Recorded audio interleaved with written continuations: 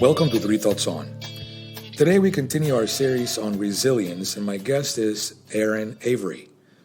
Airin is a national level bodybuilder and soon to be a national level powerlifter. From an early age, she was involved in athletics and team level sports. While playing volleyball in college, she found her passion inside the gym instead of at the court.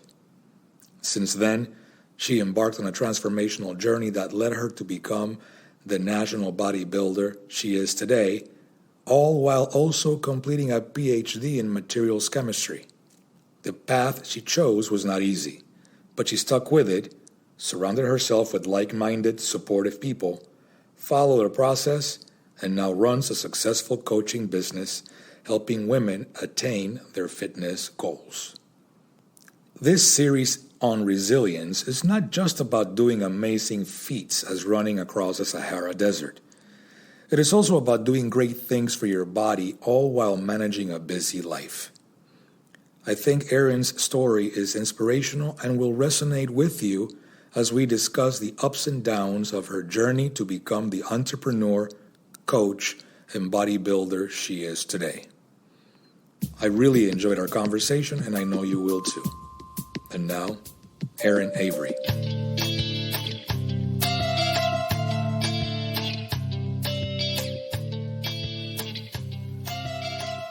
Welcome to Three Thoughts On. Today we continue this series on resilience, and my guest today is Airin Avery. Airin, how are you today? I'm doing great. Super happy to be here. Thanks for having me. Well, thank you so much for accepting my invitation. I was very happy, pleasantly happy that you accepted to be here on my podcast. It's nice to meet you online through the magic of technology. Before we get started on your journey and your current life, can you take a couple of minutes and tell us a little bit about you and how did you get to do something that you love so much? Yeah, definitely. So, for me, my fitness journey, I've always been an athlete just growing up. I always played sports in high school, sports in middle school, all of that. I played field hockey, softball, track, you name it. So I was always an athlete. Volleyball was my main sport. And then when I got to college, that's really when things kind of kicked off. So I was recruited to play volleyball at Oneonta. So SUNY Oneonta, which is a smaller school. It's just D3 in New York. And I was recruited. I just walked on the team, got a spot. And then that kind of started my fitness journey. And so when I first started playing volleyball, I sat the bench, and I sat the bench hard. I think I got maybe one game of playtime my first season, as most freshmen do. And I'm sure a lot of other freshmen can relate to that. So for me, I really wanted to get on the court. I really wanted to earn my playtime. And so what I ended up doing was just pouring a lot of myself into the gym so I could get stronger, so I could get faster, so I could jump higher, just be overall a more competitive volleyball player. And to be honest, at first, I absolutely hated the gym. I didn't want to get big. I didn't want to get bulky. I had these ideas of women bodybuilders as being just these big mass monsters. And I didn't want that. I wanted to maintain a nice, cute little feminine physique, and just earn my playtime on the court. But the thing is, and what happened over time is the more that I was in the gym and the more that I learned what my body was capable of. And when I started hitting all these new PRs, I just fell in love with it. And I did end up earning more playtime on the court. I got way faster in all my running times. I got my vertical up to 28 inches or something. So that did happen. But interestingly enough, the more that I was in the gym, the less I kind of loved the volleyball court. And so flash forward to maybe sophomore year, I loved the gym so much that I just really wanted to do more with it. So I saw NPC bikini competitions on Instagram, and I was like, oh my gosh, that is exactly what I'm looking for. They're feminine, they're beautiful. They have these sparkly bikinis. And I was like, man, that's what I want. So my sophomore year of college, I just Googled NPC coaches near me and I hired my first coach, and I stepped on stage in 2015 for my first show. 2015. Okay. So that was your first show. And then from then on, you just kept competing, and you've been competing every year ever since. Yes, essentially. So I did my first show in 2015, not knowing anything about the sport. My coach didn't even end up going with me on like the day of my show because she was sick. So it was just me standing up there. It was really scary, my first show, and I didn't end up placing an open. I think I only placed in junior. So I wasn't good at it when I started. I was so tiny. I think my first stage weight was like 115 pounds, and I'm 5'7" almost. So I was tiny. I wasn't good at it. But the minute that I stepped on stage and the minute that like I just had that experience, like it's like the world stops, you know, you get on stage and you've worked so hard for the last 16, 20 weeks. You've dieted hard, like you've put in all of this energy into this moment, and there's just nothing like it. So after that first show, like I was hooked. I loved it. And I was like, man, when can I do this again next? So then that kind of started everything with bodybuilding and that side of competing. So I competed again, I think the next year, 2016, I did an OCB show. So I competed in a natural league. And then again in 2017, when I was in grad school. Let me ask you, so at what point in that journey did you start noticing yourself changing? Because obviously, you know, you got a coach, you started doing the workouts. I'm sure there was some nutrition planning and all of the various things that come with it. But it takes time. It takes time, and then everybody's a little bit different. Everybody's, you know, body responds at a different pace to weight training. At what point did you start noticing that your body was changing? I started noticing right away. So when beginners start off in the gym, you get what's called noob gains. So everything kind of sticks to you a little bit more. You're able to gain strength a lot faster than maybe like middle journey to like several years down the road. So, and because I started when I was so skinny, I started at 115 pounds, literally like all the food that I was eating and all the weight training I was doing, like I was just able to gain strength so fast, and it was cool. But you did so without getting big, as you mentioned. You said you know your idea was not, you know, for that particular look, but for a completely different look. And obviously that means different types of routines, different types of workouts, different types of activities, right? Yeah. I mean, for me, I was very afraid of training upper body, especially in the beginning. So I would say I probably avoided training upper body maybe the first 2 years of my journey, just because, again, that stigma of getting big. But, you know, the interesting thing and something that I didn't realize at the beginning of my journey is it takes a lot of work to get big. Like, you're not just going to pick up a dumbbell, do some bicep curls, and all of a sudden grow into this mass monster, which is what a lot of women like don't realize. So I've been trying to get big now for 10 years. And I mean, I'm 150 pounds, but when I step on stage, I don't think a lot of people think I'm like gigantic. Yeah, you know, you certainly, you know, for all the stuff that you publish, you know, and post, it doesn't look like that look you are avoiding, for sure, right? I mean, you see that in other types of competitions and so forth. Let me ask you, so you mentioned the transition from the sport or the athletics of, you know, volleyball and other things into the gym. Was that a process where you felt like at any point like you were letting something behind? I mean, those are two different dynamics, right? I mean, you know, there's on one hand, there's a team aspect of it. The competitions, of course, are very different. The environment where you're actually doing the work is also different. Did you feel as you were going from one type of lifestyle to the other that you were leaving something behind and replacing that with something else, or were you just done with that and ready for something new? Yeah, I would say it was definitely a gradual change. Like, I mean, I still play volleyball sometimes. Like, I played volleyball very seriously all 3 years of my undergrad career. And then when I got to grad school, I was able to continue. I played club for 4 years. But in comparison to the level of commitment in college versus grad school, I would say I went from playing like 5-6 days a week very, very seriously to maybe like 2 to 3 times a week. So it was a gradual change. And the aspect that pulled me to like the bodybuilding side of things is that bodybuilding is very individual. Like if you don't do the work, that's on you, you know?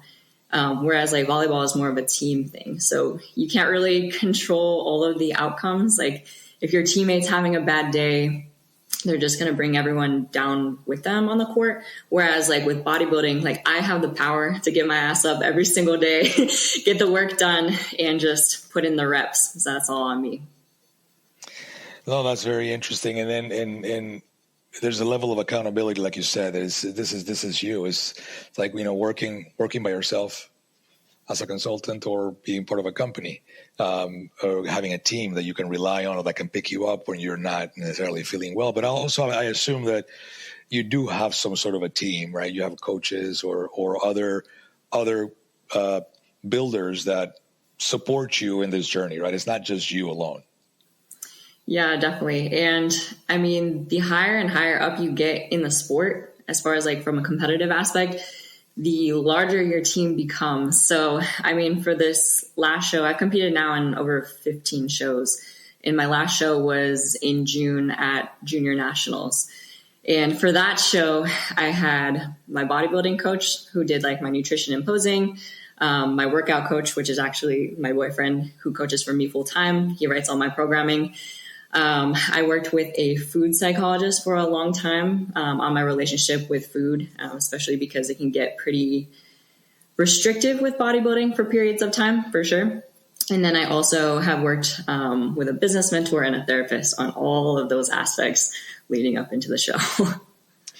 So it takes a lot of time, a lot of effort, a lot of different disciplines. And I think one of the things that I wanted to touch on, you know, reviewing, you know, the materials that you have on your website, there's a lot of moving parts in getting the results that you've been able to attain.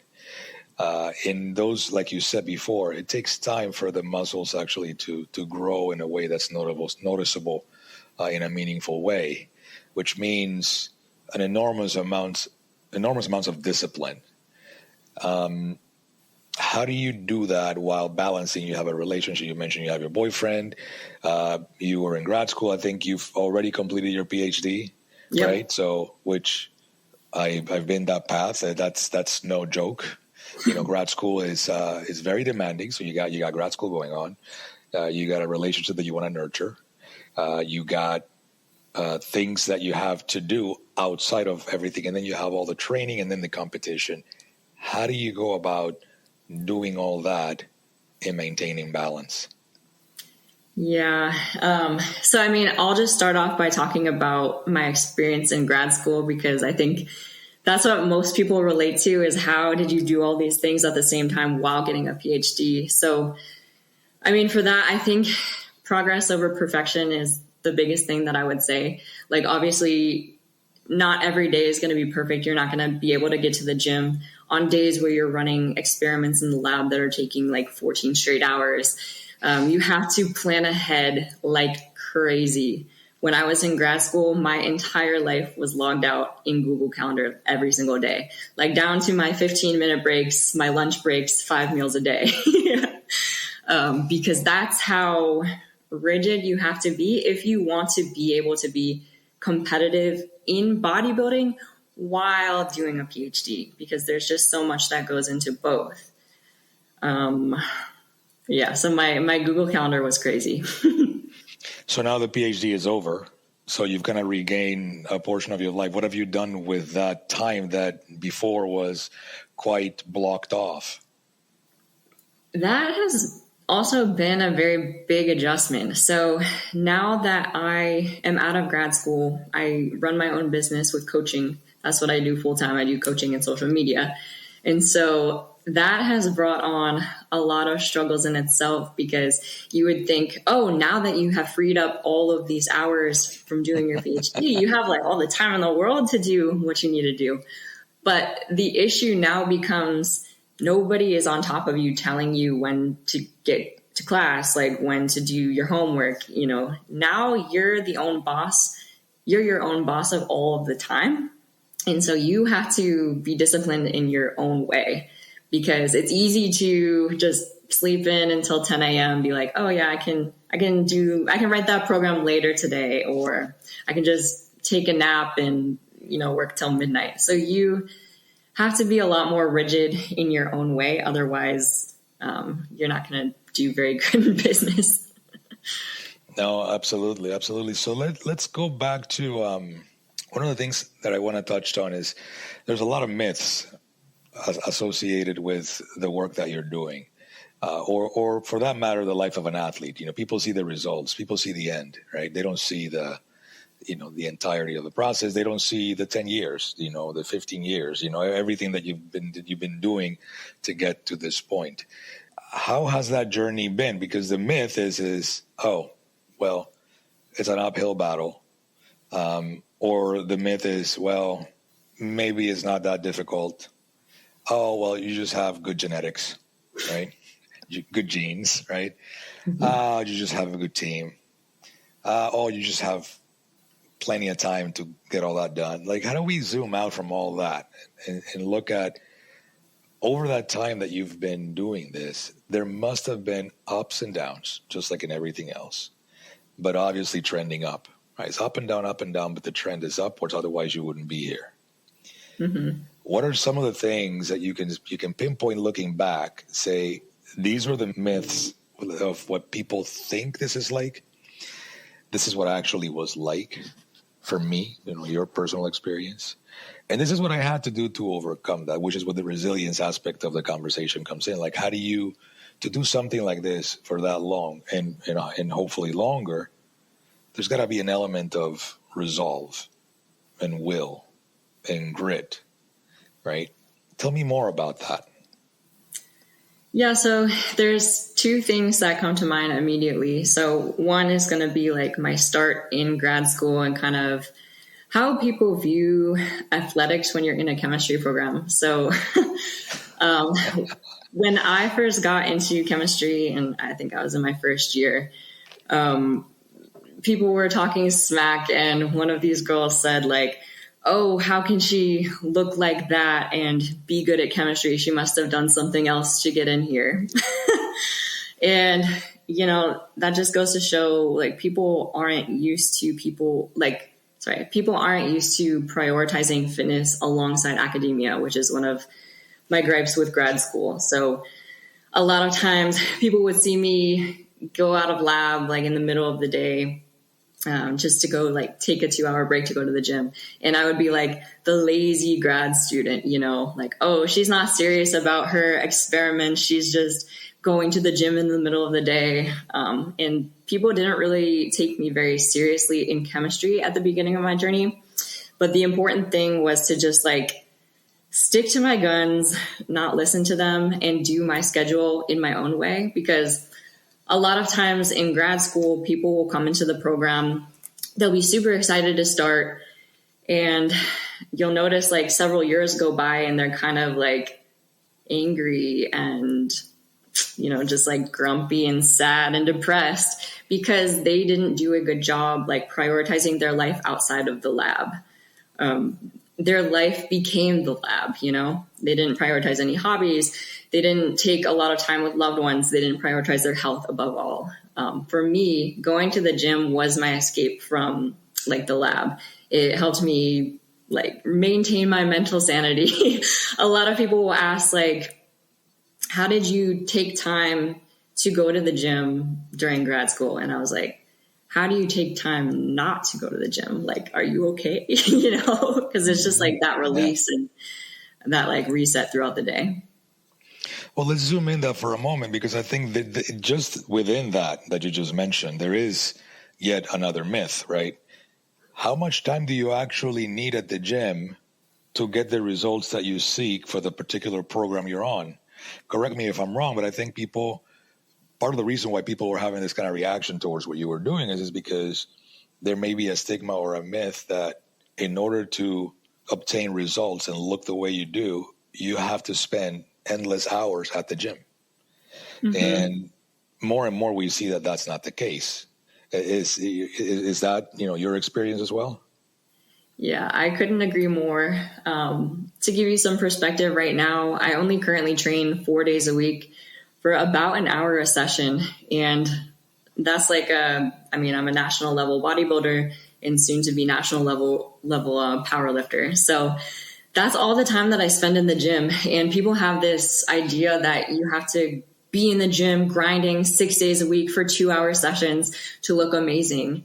But if you're smart with your programming, like if your programming is structured, you're running progressions, you're training through full range of motion, getting that tension in, training to the intensity that you need to be close enough to failure, you would be surprised. It only takes 3 to 5 exercises a session, 4 days a week to really just get good results. And this is something I preach with my clients all the time. Like we have people who come in, they're nurses, they're students. They don't have time to spend 6 days a week in the gym. You know, they have lives, they have loved ones, they have kids that they have to take care of. So getting people to grasp this concept of it doesn't take as much time as you think is like a large goal of what we do at She Lifts Academy. Do you think it makes a difference when you say it doesn't take as much time as you think? Is that statement more true when you're in a maintenance program than if you're in a growth program, or it doesn't matter either way? Yeah, so obviously there are levels, and I'll just use bodybuilding for this example. So, I mean, if you're growing or maintaining, it does, I would say, take a lot less effort from like life stress kind of side of things, because you're only really paying attention to the work you're doing in the gym. So if you spend 1 hour a session 4 days a week, that's enough to maintain and grow your physique. And if you're eating good, sleeping good, making sure your stress is managed, you can definitely make progress there. Now, the flip side of things is obviously when I'm in a bodybuilding prep and I am leaning down into stage day, maybe I'm like 12 weeks out, 8 weeks out, 6 weeks out. And the closer you get into the show, you're doing more cardio, you're eating a lot less food, so you don't have a lot of energy. And that, of course, like affects other things. But I would say the closer you get to show, obviously, I'm not going to be spending just 1 hour a session 4 days a week. That's when it does get a little bit more time consuming. But again, it's only for short periods of time when I am close to like the stage. Okay. Let's talk about some of the setbacks. You know, what kind of setbacks have you had? I mean, have you experienced injuries, along the way, which are, of course, are very common. And how do you deal with those? Yeah. So, I mean, I've definitely experienced a few injuries. I've suffered with patellofemoral syndrome in my knee, which has limited the volume that I can do with a lot of squatting. I've had a wrist injury this year with front squatting, which has been a bummer, but that didn't really affect things too bad. The most important thing with injuries is that it's not the end of the world when you get an injury. You can do the best that you can to work around the pain. So like, obviously don't do anything in the gym that hurts, and just so you can get your body enough time to recover, and make sure you get PT, make sure you're doing your PT even when it doesn't hurt. So it is a setback, but it's not forever.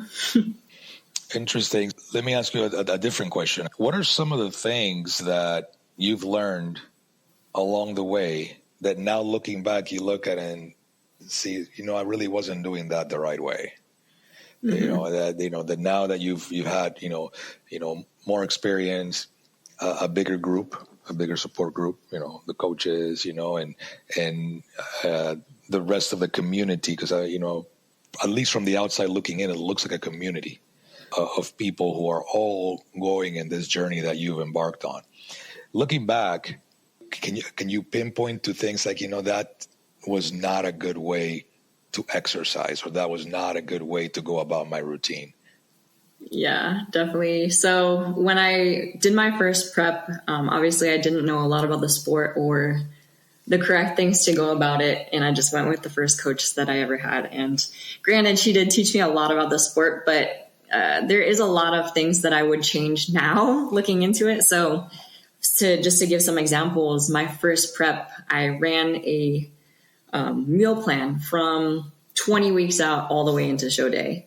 And that meal plan was super restrictive because I didn't know any better. I was just eating like chicken and broccoli for 6 meals a day because this is what the bodybuilders do. You know, that's how they get their results. I was doing like insane amounts of cardio. I was in the gym 6 days a week doing like 10 exercises a session, supersets out the wazoo. So it was just very much this mindset of work hard and work even harder to get those results. But now, like, my perspective on at least prepping for shows has changed like so drastically. Now I count macros. Now I realize that you don't have to eat in a huge deficit to get super shredded. Like more so, it's better if you do things gradually. So to give some number examples, last prep, I finished my growing phase maintaining around 2,400 calories. And to move into deficit, we then moved to like 2,100 calories, sat a few weeks there until I lost some weight, and then moved again to like 1,900 calories. And we stayed at 1,900 calories for like maybe 8 straight weeks, and just until my body stopped responding to that deficit, and then we dropped again. So it doesn't have to be like, oh, one day you're eating 2,400 calories and then, oh, you're on prep, now you eat 800 calories. It's very gradual and stepwise. And you can also have a lot of variation when it comes to your food. You don't have to be on this strict, rigid meal plan, eating chicken and broccoli for 6 meals a day. Nobody's supposed to eat chicken and broccoli for 6 meals a day. So just like knowing that it's okay to have a piece of cake here and there on prep, as long as it fits your macros. That is such a game changer, especially when you're working in that work-life balance. Like if you want to go on date night and enjoy some sushi with your significant other, you can totally do that. And you can still make progress towards your goals. And so learning that aspect has just been like a world of difference. It's been like way more sustainable and better to balance everything. There's a couple of things I want to touch on. Are you a food lover? Yes. You love food. Because I was just having a conversation with a colleague last night, and this is a theory that I have. I'm actually looking for proof of it. I don't have any proof, so don't quote me on this. But it seems to me that humans are the only species that has concluded that, you know, throughout our evolutionary history, that we can just eat whatever we want, and somehow the body will process it, right?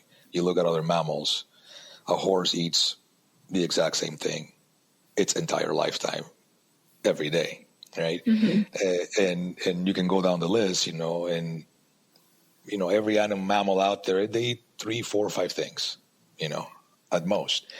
We have taken food and taken it from a necessity to live and made it into a pleasure. And not just a pleasure, but a social pleasure, right? So, you know, we get together, we celebrate, you know, we do all these things. And as a result of that, we're overfed. But that's just where we are. So you go from that mindset of, I love food, which I'm guilty to, I love food, to I am going to go on a number of weeks of depriving myself from the things that I want to eat. Is that hard for you? And if so, how do you overcome it? Yeah, so like I said, I definitely love my food. And for me, keeping my intake high has been like the most important thing, because then I have a lot of calories to fill throughout the day and I can get a lot of variety. Now, like what you mentioned, when I get deeper into prep and I do get more restrictive when my intake gets lower, it definitely does take its toll on me. But there are things you can do to implement more flexibility, like free meals or refeeds. And now obviously, like, you'll get to a point during prep where you can't even take those, because it does get a lot more stricter when you're trying to get down to 10%, 13% body fat. So there will be a time where you do have to suffer, and that's just the sport of bodybuilding. You know, bodybuilding is an extreme sport. You want extreme results. You have to do some extreme things. So there will be periods of weeks where there will be no date nights, and the important thing with that is having a supportive partner who understands where you're at, understands your grind, and supports your goal. So I'm very lucky. Trevor is extremely supportive with my goals. So he gets it. Obviously, when I'm hangry and I'm on 1,000 calories a day, he knows when to keep his distance. But overall, like, the journey is great. So it becomes at that point a very mental challenge. Yeah. More so, well, it's always a physical challenge, but then now the mental part becomes a significant play in there. Let me ask you, back to the injury. My friend Charlie Engel, he ran across the Sahara Desert. He did 2 marathons a day for 111 days straight. I can't even think of what that will be like. And on the podcast interview, he said something. I'll repeat what he says, and I'd like to get your feedback on that and see if that resonates with you, or if at some point you felt that way. He said to me, you have to redefine your relationship with pain. Mm-hmm. And that stuck in my mind, right? That just stuck in my mind. That was something that he had said to Matt Damon when they went for a run, when they were doing the Netflix documentary of that feat of running across the Sahara. You have to redefine your relationship with pain. How does that hit you? I couldn't agree with that statement more. Especially like when you are shutting down for a show, when you are just in pain, when you can only think about food and your stomach is grumbling and you don't have any macros left. It's painful. It is. But the way that I redefine pain when I'm in that state is, this is what separates first place from second place. The people who can suffer more and just get that delayed gratification are the people who win. And if you want to win, again, it's an extreme sport. You're going to have to suffer. So redefining that relationship with pain is crucial to your success in bodybuilding. Do you have tools when you get to that threshold of that, in other words, when I get here and I'm feeling like this and I need a Snickers bar, like the commercial says, right? I am just going to go and go for a walk, or I'm going to go for a bike ride, or I'm going to go for a drive. Or do you meditate, or do you read, or do you listen to music and start dancing? Or do you just will yourself through it? Yeah. So, in prep, you'll get to a point where it hits 6 p.m. and you literally feel like a zombie. And how you get from 6 p.m. to 10 p.m. when you can finally go to bed, it varies person to person. So for me, if I have energy, I'll go for a walk for sure. I love walking outside. Like, I live in SoCal. The weather's always beautiful. It always puts you in a better mood. Listen to a podcast. Just feed your brain a good diet of motivational and inspirational thoughts. That's very important. And then my other vice is I like Animal Crossing. So I'll just play my Switch. If I want to turn my brain off, I'll play Animal Crossing for like hours. That is great. Hey, I love that. I'm a technologist, so the use of technology for something good to get you through those difficult times. Let's talk about stress. You've mentioned, stress a couple of times in the conversation. As far as we all know the effects of stress. We know that stress is a good thing, but sustained stress is not. How do you manage your stress today? And where does this stress come from for you when you seem to have a very regimented life? You have a lot of things you're doing. Like you said, you're it. You're the one that has to work out. You're the one that has to run your business. You're the one who has to do all these different things. You don't have a team to delegate things to. You can't delegate the workouts, right? Mm-hmm. When you have a life like that, right? If we just remove the Instagram, it's like, where does the stress come from and how do you manage it? Yeah, for me, a lot of stress right now is from like growing my business and putting out content that I love and resonates with my audience on social media. And when I feel like I'm failing at any one of those, it's definitely stressful. I'm sure a lot of other creators can relate to this, but if you work 3 hours on a video and it only gets shown to maybe 1% of your audience, it can be very defeating, and it's easy to kind of put your worth into your content, which is not a good thing. So for me, separating those two things, so like I am not my content, has been like a good affirmation that I've used, and just realizing like, even if my audience isn't going to see it, I still need to put out things that I love and things that I think will help other people, because I've been doing social media now for 10 years. I started posting at the beginning of my journey, and at first it was really uncomfortable. You know, I would get feedback on my lifts from people I didn't want feedback on. They would tell me like, oh, your form sucks. Like, why are you doing that? Like, I could lift that and I'm a 10-year-old boy, like whatever people in the comments on YouTube. But yeah, the most important thing is just to align your message with what you believe in and not get too concerned in like the views and the likes, just putting out things you love. And then the other thing, like with stress management, is just compartmentalizing. So working, for me, usually I work like 8 to 5, and making sure that at 5 p.m. I am off the clock. I am not thinking about work. I am fully present with my loved ones or whatever hobbies that I'm doing. Having that boundary has been a big game changer when it comes to stress, so that I can just switch my brain off, wind down, and just do something else for the rest of the day. So I'm not working 24/7, because as an entrepreneur, it's easy to be working 24 hours, 7 days a week. They say you quit your 9 to 5 and trade it for the 24/7, you know, when you become a business owner. Yeah, no, I can relate. I can definitely relate to that. Well, Airin, we're almost out of time. What I would like to do with the time that's left is, first of all, thank you. You've shared quite a bit of information about your journey.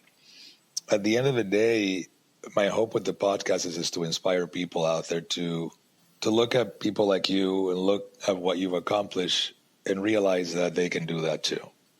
What will be 3 things you would tell the listeners out there along the lines of that goal?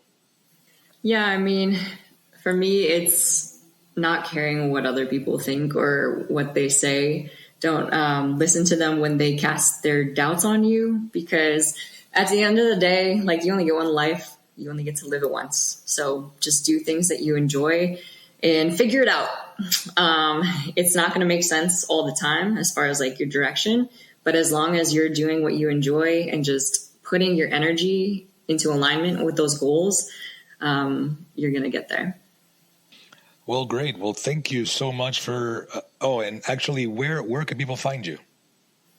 Yeah, so I am on almost all social platforms now. I'm on Instagram, TikTok, and YouTube at Airin_Avery. So AIRIN_AVERY.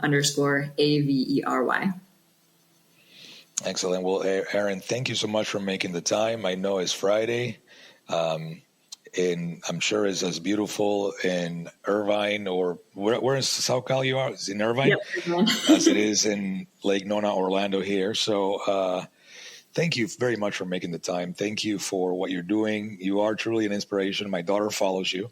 Oh. So, I wish that you have a wonderful weekend. Thank you for making the time for us. Yeah, of course. Thank you so much for having me.